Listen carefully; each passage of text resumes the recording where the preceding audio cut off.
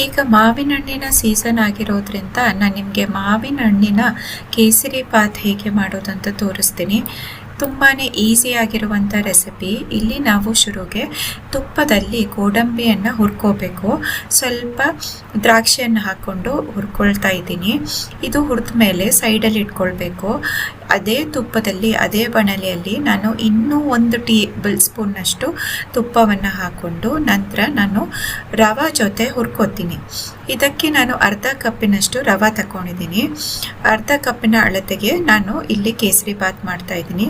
ಇದು ಚೆನ್ನಾಗಿ ಫ್ರೈ ಆಗಬೇಕು.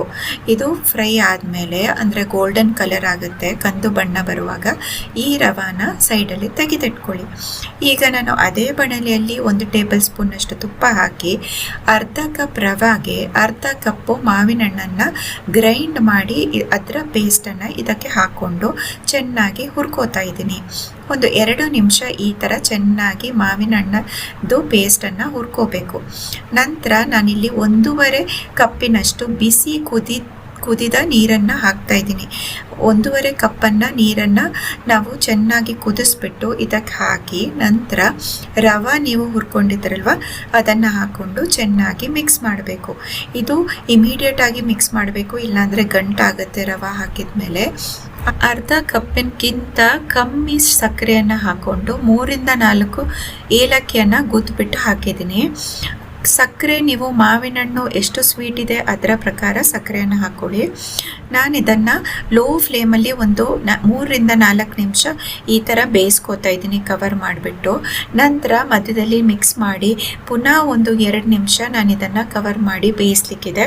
ಆದರೆ ಅದರ ಮೊದಲು ಗೋಡಂಬಿ ದ್ರಾಕ್ಷಿ ಹುರಿದಿಟ್ಟಿದ್ದಾವಲ್ಲ ಅದನ್ನು ಹಾಕ್ಕೊಂಡು ನಾನು ಮುಚ್ಚಿಟ್ಬಿಟ್ಟು 1-2 ನಿಮಿಷ ಇದನ್ನು ಬೇಯಿಸ್ಕೋತಾ ಇದ್ದೀನಿ.